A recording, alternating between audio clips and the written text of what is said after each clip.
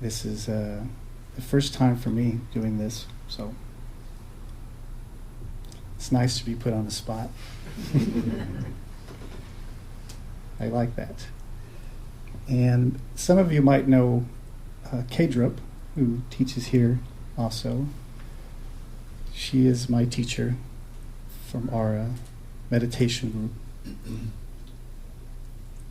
And through her, I had the pleasure of meeting Dr. Bird and many of you here. So it's a wonderful connection for me. And an opportunity again to be put on the spot. That's the beauty about life. It puts us on the spot. And from that spot, you could also say a moment. Every moment is a spot. And how do we respond from there? I enjoy being put on the spot at this point in my life. From studying and practicing dharma, in sitting meditation.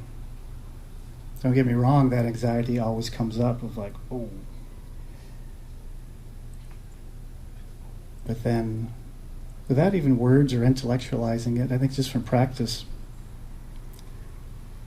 we look directly at it, which is what we do in sitting practice. This is what we're doing. We're just looking at the thoughts, noticing, seeing everything that's coming up, all phenomena, sound, sight, smells, and not reacting. Just the practice is just to notice.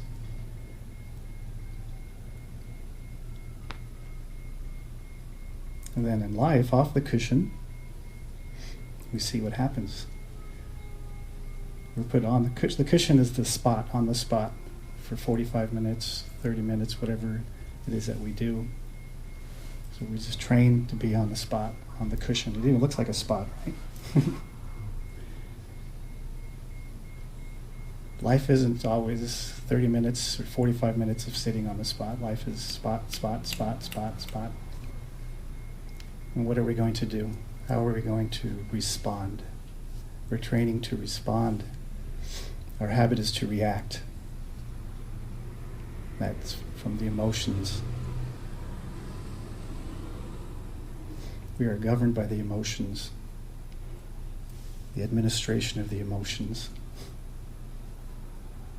So we practice just noticing in a nice, comfortable environment, on the spot and on the cushion, whether on our own or in a group like this, a community. In Buddhism, this is called a sangha, a community of practitioners with a common vision.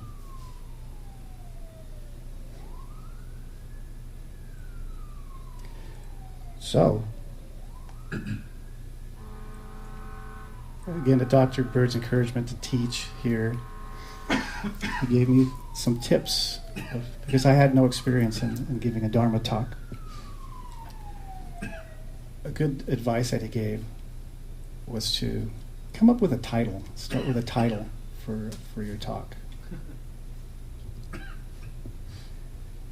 And then he also expressed to me, I want you to just talk about what's meaningful for you, to you as a practitioner, as a disciple of the Buddha. Because in a sense, we're all disciples of the Buddha.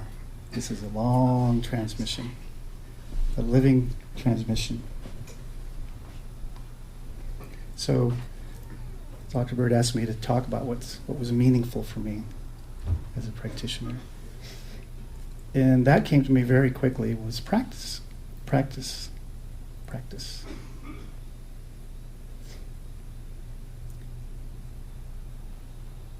So as that came up, practice, what also came up, again, spontaneously being on the spot.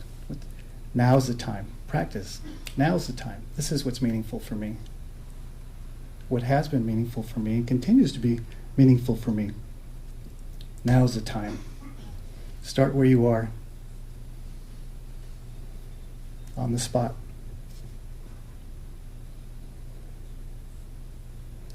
And then from there, now's the time. now's the time. After that, what came to mind was Charlie Parker. This is a title of one of his tunes. I don't know if many of you are familiar with Charlie Parker, a jazz great. A lot of suffering, but some beautiful music from that too. So now's the time, Charlie Parker. And then from that came my recollection of when I first started studying the Dharma and practicing the techniques. And I saw, for me, I love music. I love jazz specifically. And as I shared with Dr. Bird, improvisational jazz. I was amazed by these musicians who were able to just create something, the creativity, the spontaneity of just improvising, playing off one another. But there was a common thread, the tune, the foundation, and then from there, the creativity, the spontaneity, the improvisation, and then coming back. Responding, really. Not reacting, responding to the other musicians, and then trusting their own their intuition, their creativity, and responding, making some beautiful music, and coming back in space, rest, and then the next musician responds. It seemed easy, but I'm not a musician. I fool around a little bit with this and that, but I never had the discipline to practice. I played guitar, but I never had the discipline to practice. I just kind of fooled around with it. I had people say, natural gift, I guess, an ear for music, so I could work my way through it that way. But to be a great musician, to be able to improvise like that, have that freedom, creativity, spontaneity, to create on the spot, but be present and come back to the theme of the piece, of the song. It's amazing. How do they do that? Practice, practice, practice. I remember hearing about John Coltrane, which some of you might know also, jazz great, how he practiced for hours, until his last days. It's like, why? This guy is making beautiful music already. It's like, practice. But he was continually practicing, as many other musicians do, great musicians. And what I saw, the same in the Dharma practice, is they were practicing, continual practice, and then that was their cushion, in their practice room, their practice sessions. That was their spot, their cushion. And then on stage, that spot of creativity, spontaneity, perhaps some anxiety even of like what's coming next, but their trust, their confidence in what they have been practicing, and trusting that intuition to respond on the stage. So this is what we do. This is what I do. This is what I saw. It's in practicing, sitting on the cushion, practicing. Now you're at work. Now you're stuck in traffic. Now the neighbor's dog is barking at 3 a.m. How do you respond? Do you hit a sour note? Or you make some music? Or you just space. Let the dog that's phenomena. It's doing it solo. And you just sit, maybe tap your foot. Let the soloist finish.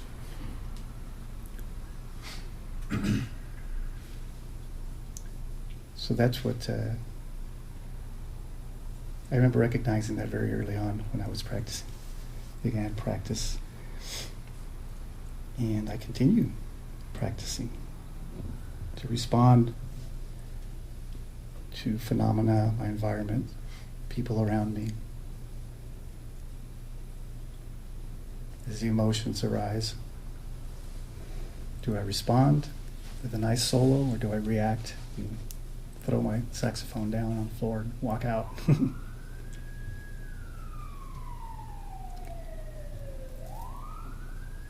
Many of you here might already have a practice. Maybe some of you have newcomers here and wondering what the heck I'm talking about. Practice.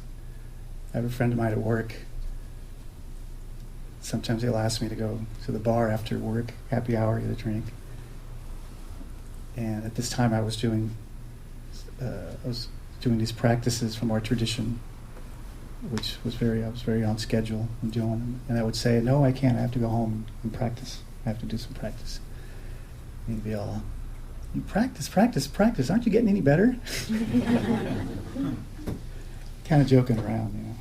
And I would just laugh. I'm like, well, this is what I do. You know? So that was the discipline of just practice. So again, like I was saying, maybe some of you don't know what that is. But at a very fundamental level, what we're doing is we're cultivating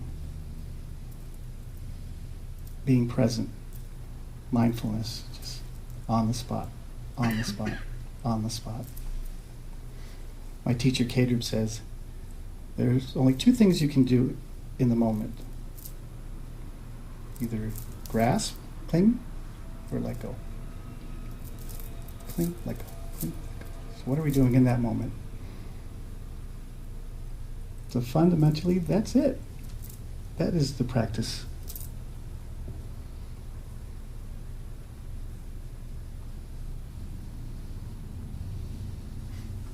What are we doing on the spot every moment? Grasping, clinging, daydreaming, thinking of the future, regretting the past, clinging, grasping. We can see that happen when we're in conversation with somebody. You might be in a conversation with somebody and you're not even there. You're not even listening to them. And they'll finish and they'll go, are you listening to me? Oh, I'm sorry, I wasn't paying attention. But you were there, or were you there? It's very interesting to notice that. The moment is happening. Moments. So, and we're completely somewhere else. The moment's there. We're just not present.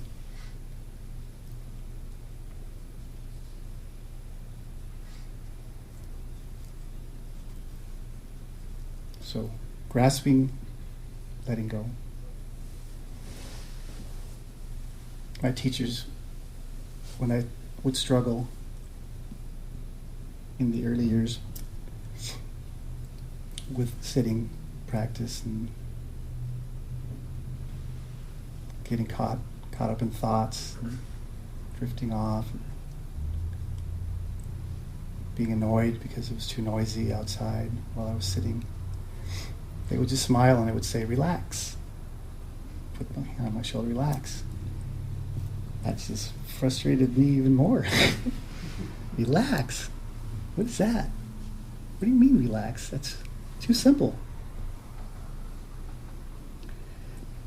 There's a different, I guess, type of relaxing that we don't really come to with intellect, with an idea, with an agenda, with now I'm going to relax.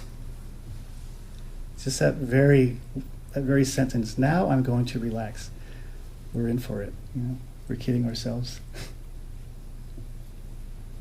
I think I'll relax.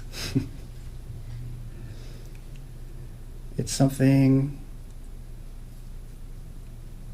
that arises from just a continual practicing. Kind of an untangling. That discipline that just, which at first might be very contrived, but we're putting ourselves on the cushion. That has a result, a beneficial result will come from that. Believe me, it will. We all have that potential. It's not for him and not for her, or for her and not for him. Everybody has that potential.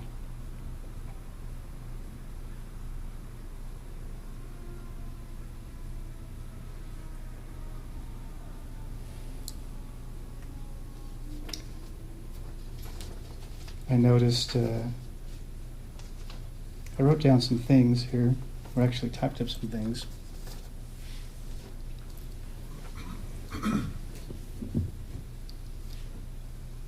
I would say for me, practice is 24/7. Really. Even if I'm distracted.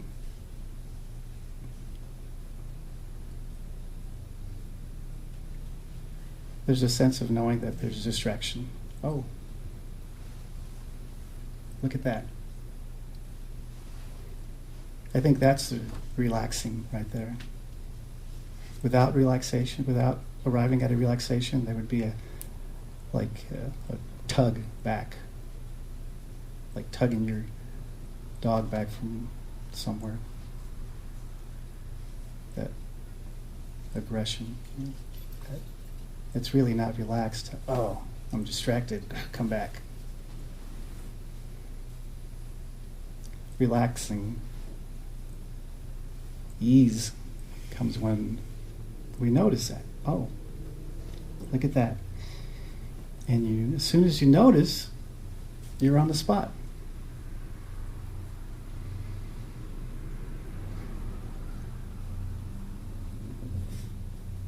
Every now and then I find, I'll be reading some text and I'll just scribble down something that I like, a quote or some words, and most of the time I forget where I scribbled it down, on the back of a check or something, or a notebook. But I was at work and I was looking through my notes at work of something that was work related. And I noticed I scribbled these little notes here from some Dharma text that I was reading. And it says, "It's not enough to know that the wind's nature is to be everywhere." And in parentheses I wrote, enlightenment. We must also practice that enlightenment. And in parentheses I wrote, use the fan. Yeah? Pretty cool, huh? And I was wondering, where the heck did that come from? Where did I find that? And it's actually, it's from the Genjo Koan chapter of this text of Shobo Genzo by Dogen, Master Dogen, Japanese great Zen master.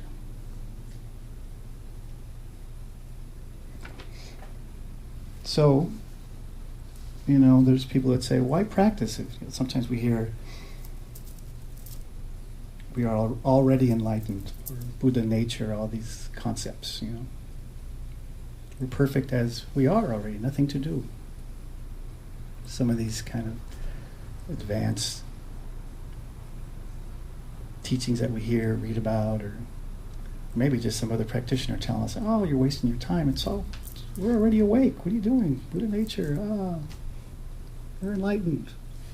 We're all one. So for me, I love that little scribble that I wrote down, enlightenment, the wind, the nature of the wind. It's not enough to know that the nature of the wind is everywhere. This is enlightenment. It's not enough to know that there's Buddha nature, it's enlightenment, it's everywhere, we're perfect as we are. We have to practice this. It's so hot, but the wind is everywhere. But you have to do something. Fan yourself. So in a sense, this is also practice. This is practice. This is where we start. I've met great masters, been, in retreat 20 years, 25 years, 30 years, come down from this cave to give a teaching. And they're still practicing. In the breaks, they're still doing their mantras or doing sitting practice, or if you talk to them, they'll tell you, oh yes, my schedule. One might say, wow, This guy's doing it. What am I doing?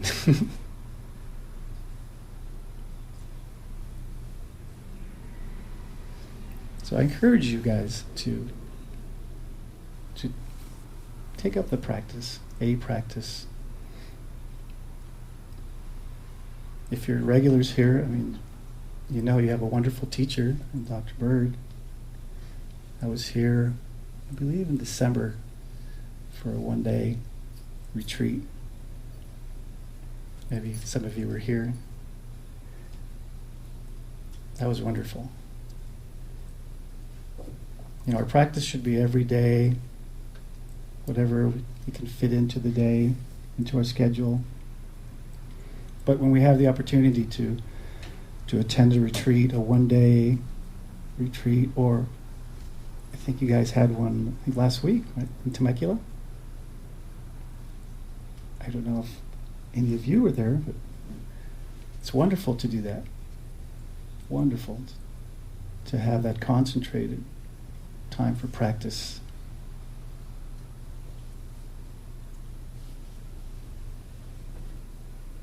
And we build from that. It builds from that. And we shouldn't just rely on those days, say, well, I'll wait till the next retreat comes around, then I'll practice. I can't practice. There's no retreat on the schedule. On the spot. Every moment. What are you doing? What are we doing each moment? That's it. That's practice. Are you grasping, clinging, self-reference, me, or are you letting go? Just noticing. Not pushing away. That doesn't help either.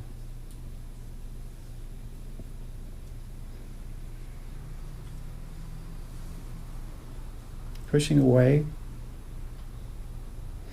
what happens is we become accustomed to that, so we feel we need these certain conditions to practice. I can't practice right now. It's that neighbor, he's got the mariachis playing too loud next door. But I will when he stops, or tomorrow. So now we're dependent on conditions. Practice is not dependent on conditions. Your mind is always with you.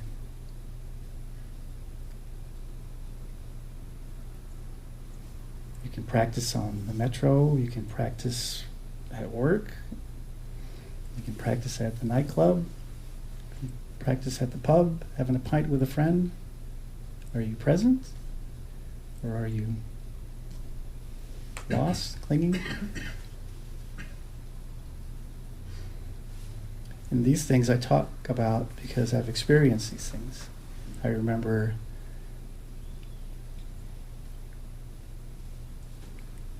just having to have this condition so I could sit.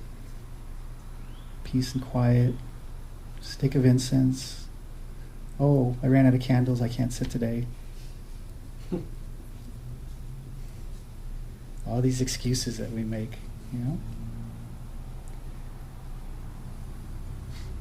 So it'll never work if we're dependent on conditions, because the conditions change.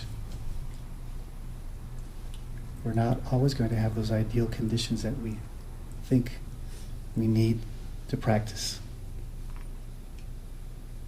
Don't be dependent on conditions, because they will change.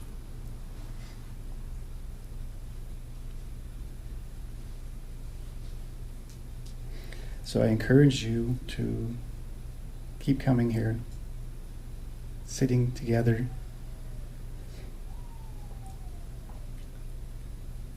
and accompanying that sitting practice, study.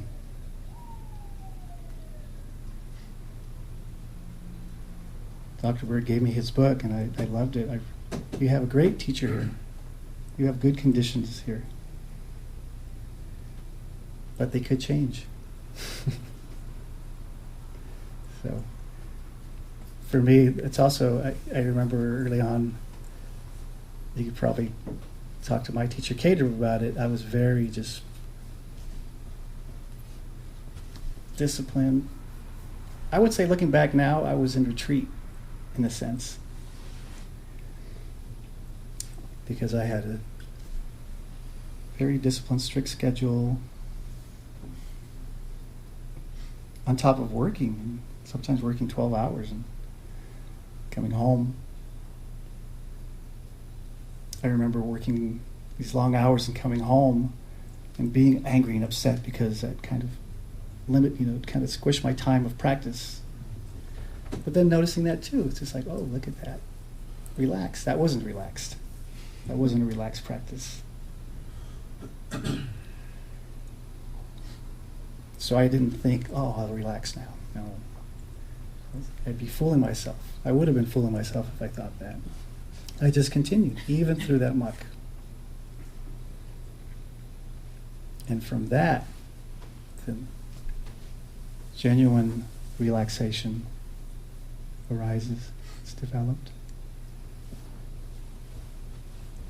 And nobody can tell you. You are the witness to that. We know ourselves. We know our mind. We know when we're kidding ourselves. We know when we're genuine or authentic.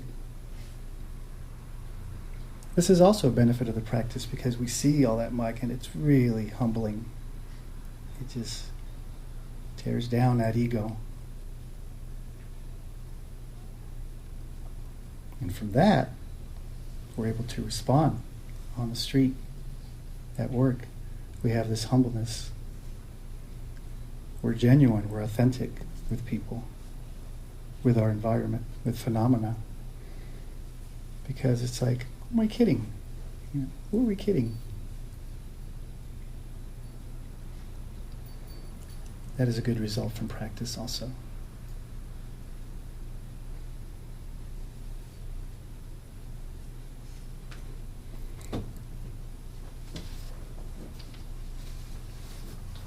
A couple of quotes that I wanted to read here.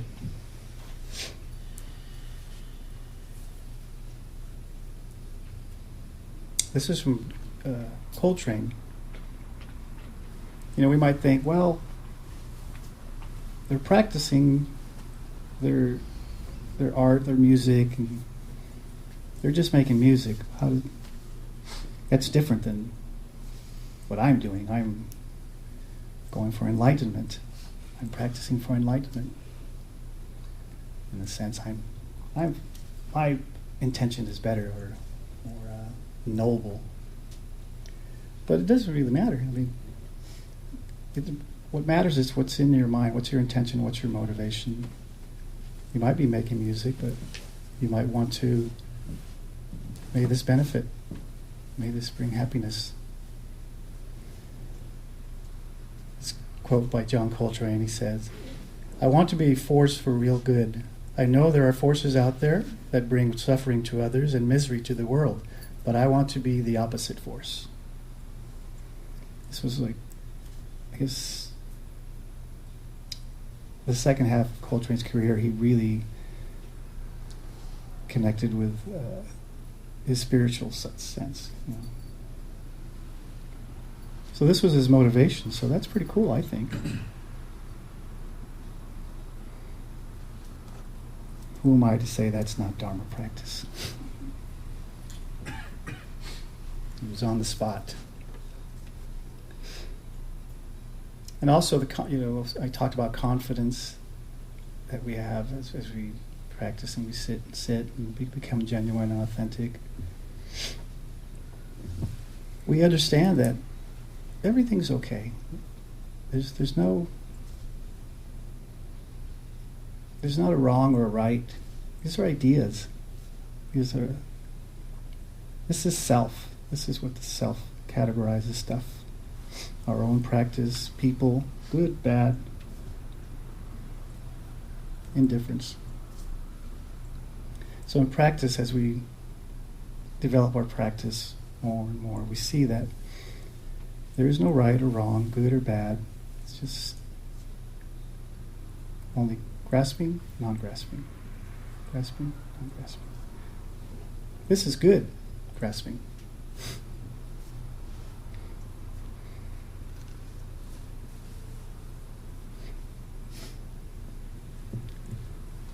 This quote is from Miles Davis, the jazz musician. This was in response, I think it was Herbie Hancock, who was apologizing for believing he had hit a wrong note. And Miles told him, "Do not fear mistakes. There are none. There are no wrong notes. Our ideas is right, wrong. Agenda, idea, self."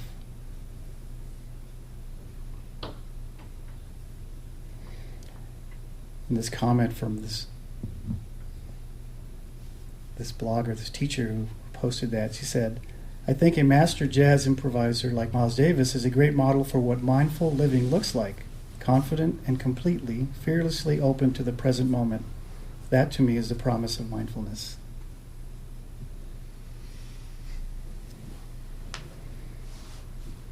When I was in correspondence with Dr. Bird about what I was going to talk about today and about jazz music, he shared with me that he was a musician and he played the clubs and he was in all that, you know. And he said that one time, and he believes it was a Blue Note club, scribbled on the wall, probably the bathroom, I guess, I'm not sure.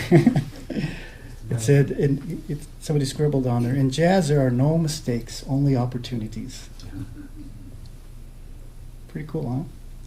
In life there are no mistakes, only opportunities. On the spot, opportunity. And this last one by Thelonious Monk, he said, I heard this on the radio interview of this guy who knew him. When these movers were moving the piano to another spot in the nightclub, and somebody was saying, "We need more people, more muscle." And Monk was there and he just yelled out, "It doesn't take strength to move a piano, it takes art."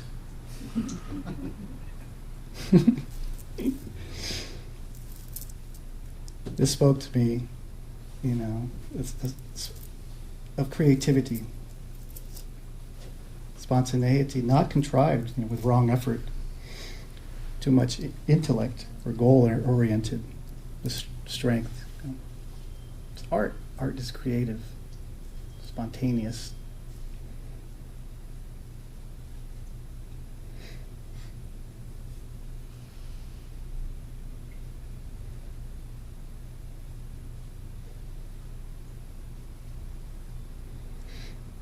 So again, I encourage you to whatever it is you embark on, whatever practice, continue. A teacher once said to me, we were at a teaching, and there was another teacher who was teaching, and he was sitting in front of me. This teacher, a monk actually, a friend of mine. And during the teaching, and there was a little pause, and he just turned around to me, didn't look at me, just turned around to me and said, "Don't look back." Okay. And I still think about that. So I encourage you, don't look back. Keep going. Keep going on your cushion. Keep going off your cushion. Most important. Be nice to walk around with our cushion wherever we go and be able to sit and, I need mindfulness right now. Where are you, mindfulness?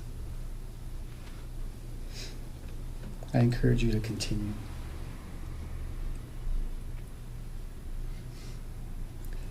Because my wish is that you all benefit. I care about you, every one of you. This is my wish as a practitioner, this is what we develop, this wish. Sure, at first it might be contrived, okay, I want happiness for everybody. But as you continue to sit on the spot, then it becomes very natural, it's organic. You don't need to put it in the microwave to heat it up or anything. It just is, your wish. So when there are no mistakes, what does that mean? You don't know how it's going to benefit, what it's going to do. But if your wish is, may it benefit, maybe it's in words, but mostly it starts coming from the heart. And whatever you do, you could hit a wrong note, you could fumble, you could drop your saxophone, just pick it up, keep going. But your wish is to benefit, to be of benefit, to make a difference in that way. Like Coltrane said, be a force for good. And we might think, well, I thought there wasn't really a good or bad. What is this?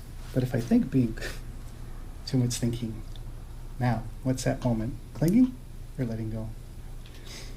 Or in conventional reality, this is where we are. We have to start here, so we have to use words. We talk.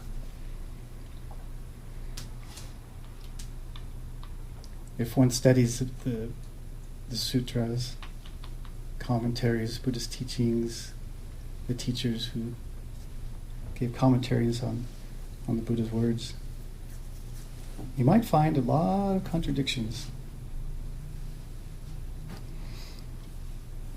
I think that's really cool. Keeps you on the spot.